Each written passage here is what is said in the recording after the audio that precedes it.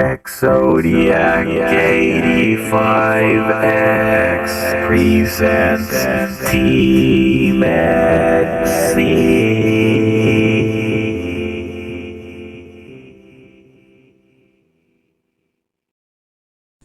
Okay, so that vegan teacher might actually be onto something. So originally I seen a video and I seen an image that said nobody should have kids. And I'm thinking, I'm like, she's at it again. She's done this before because in the past she's trying to tell us not to have children and everything. And I know it had to do with veganism. So I was like, oh, she's doing the same thing. So I was misunderstood, right? I go and I find the original video because the first video I clicked on was her talking about her premiere. And she was talking about how her live premiere was going to be starting soon. So basically, in that video, that's what it was about. And basically, I seen the original video was 4 days before, and I'm thinking, how was this video already released if her new video was talking about how it was going to be starting? And it made sense. It's like, oh, I get it. She was filming while it was getting ready to start. So, of course, she couldn't release that video before. So it would have to be after. So I looked 4 days before, and there it was. I seen nobody should have kids. But then in the title, it said, agree or disagree. And then I was like, wait, she's giving us a choice? So then I took a look inside the video, right? And I never noticed her once saying, we can't have kids, or no, don't have kids. I heard her, she was showing a video, and that video made a lot of sense. But the people in the comments, of course, they're going to accuse her of trying to tell people they can't have kids. But I get it. I completely get it. I understand what she did there. And guys, it started to make sense. When I watched the video, and it seemed brutal, it just seemed like she was showing a video that was like, a guy trying to threaten some lady's kid is how I was seeing it at first. And I'm like, that's so mean. How could you do that? We're not contributing to this and that. We're not ruining the earth just because, CO2, carbon emissions. I'm thinking, no, the trees are using the CO2. And then I actually Googled the Amazon rainforest and the truth about how we're getting our oxygen. We're not getting our oxygen, none of it, from the Amazon rainforest. And you guys are probably thinking, no, it makes up a huge part of the world's oxygen, like 20% of all the oxygen in the world. No, we're not getting a single drop of that. As a matter of fact, CO2 right now is being leaked into the atmosphere. It can't contain all that. It uses every last bit of that oxygen. I'm going to lose subscribers for this one. But check this out. It says the Amazon, just under half of the tropical forest, is around 16% of this, around 54 pg of oxygen per year. Rounded up, this is where the 20% figure comes from. 16% of the oxygen being produced on land today is from photosynthesis in the Amazon. Okay, so now that I've debunked the 20% and it being at 16%, this is where it gets even more brutal. Now check this out, guys. First, the phytoplankton in the oceans also photosynthesize, generating around 240 pg of oxygen per year. So total global photosynthesis, land and sea, produces about 570 pg of oxygen per year. Therefore, in terms of total global photosynthesis in the Amazon contributes around 9%. This is smaller, but still substantial.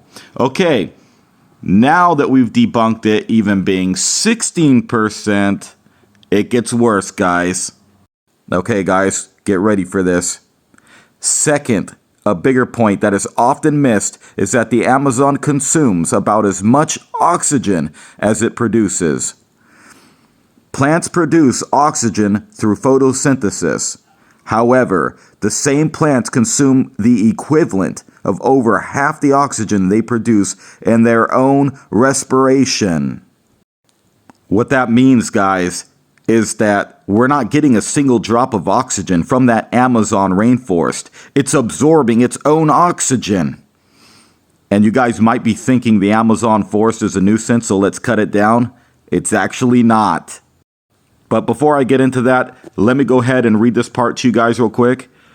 It says, plants metabolize just as animals do, just at a slower rate. And at night when there is no photosynthesis, forests are net absorbers of oxygen.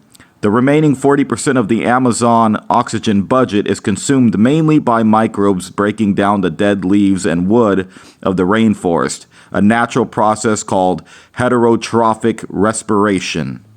Okay, now let me read this to you. So, in all practical terms, the net contribution of the Amazon ecosystem, not just the plants alone, to the world's oxygen is effectively zero. You guys haven't unsubscribed yet? Good, that means you guys are understanding what I'm saying. All right, here we go. A final point to make is that the atmosphere is awash with oxygen at 20.95% or 209,500 ppm. Carbon dioxide, by comparison, is around 405 ppm, over 500 times less than oxygen, and rising by around 2 to 3 ppm per year. Human activity, around 90% of which being fossil fuel combustion, has caused this oxygen concentration to drop by around 0.005% since 1990, a trivial amount. In parallel, the same activities have caused carbon dioxide concentrations to rise by 37 ppm since 1990, or 10%.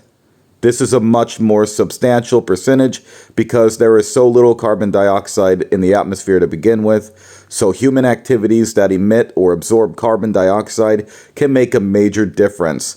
This is why we need to worry about the increase of carbon dioxide in the atmosphere and its resulting impact on climate, and why we don't need to worry about running out of oxygen.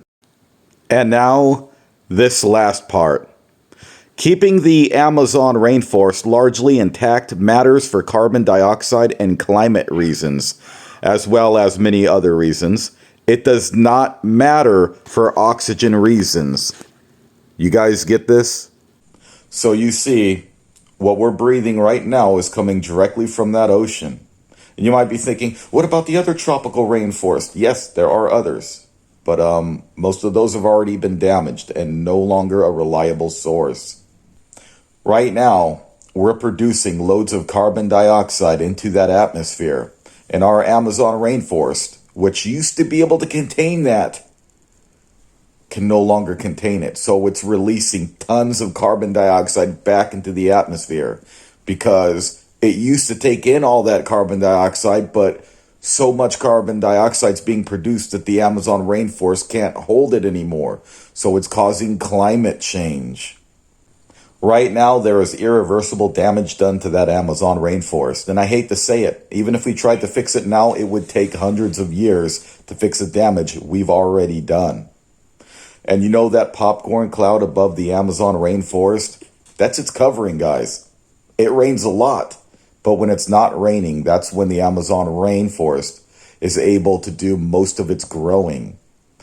And that's why that big old popcorn cloud above the Amazon rainforest is really helpful. Every time we exhale, we produce carbon dioxide, which is CO2. Did you guys know that? It's not carbon monoxide, it's carbon dioxide, the same element that can destroy this planet. So, with trees and everything, it could absorb that. Yes, healthy rainforest. But the problem is the Amazon rainforest has been damaged, and that was the biggest protector of the carbon dioxide. And not just that, it's not just all the people on the planet that are exhaling, guys. It's all the fossil fuels being burned, everything going up into the atmosphere. And right now, with the damage done to the Amazon rainforest, it used to be able to absorb all that. It can't anymore. So here comes climate change, guys. But, I mean, if people act quickly, yes, it could take hundreds of years to fix, but it would be a lot better than what the world might become. And also, I forgot to mention, all the other animals on this planet are also contributing to carbon dioxide when they exhale as well. So this is something to really think about. Also, for everyone in the comment section, on that vegan teacher's comment section that said the plants need us, they need our carbon dioxide to survive. No, the plants already produce it. They were feeding off each other, and that helped other plants to grow. So no, they didn't need us. The more population on this planet, the worse it is for the plants. So yeah, too much carbon dioxide is really bad. I'm not saying you guys can't have kids. I'm not saying that at all. You guys do whatever you want. It's your body, your choice, and I'm not here to try to stop you. I'm just showing you right now the damage to this planet and what that vegan teacher was trying to do. This was not for the animals this time. Like before, yes, it was. But right now, she understands the situation that the planet is in. She's trying to protect the planet. This had nothing to do with the animals. You get what I'm saying? Everyone is causing equal damage to this planet. Vegan or omnivore, we're all at fault. We're all causing damage to this planet. And for that, I do apologize. So anyways, I'm just trying to be helpful, guys. And I'm not trying to defend that vegan teacher or anything like that. This is just something that she kind of shed a bit of light on. And when I went to look on the web, I realized what was really going on. You can find us anywhere. It's not through any vegan sources. It's all over the web. So anyways, guys, I really hope you enjoyed this video. Please remember to subscribe and get all your friends to subscribe. Get everyone to subscribe to this channel, guys. This is really the only way I actually make income, and through maybe another app or two, which I haven't made enough for a payout on anything because everything has just been so slow. So anyways, if you guys can help, that would be great. Just by watching my videos would be awesome. I'm not asking a dime from anyone. Watching my content is what helps me make a living. So thank you guys very much. Please subscribe, comment, like, and I'll see you guys next time. Remember to like, comment, and subscribe.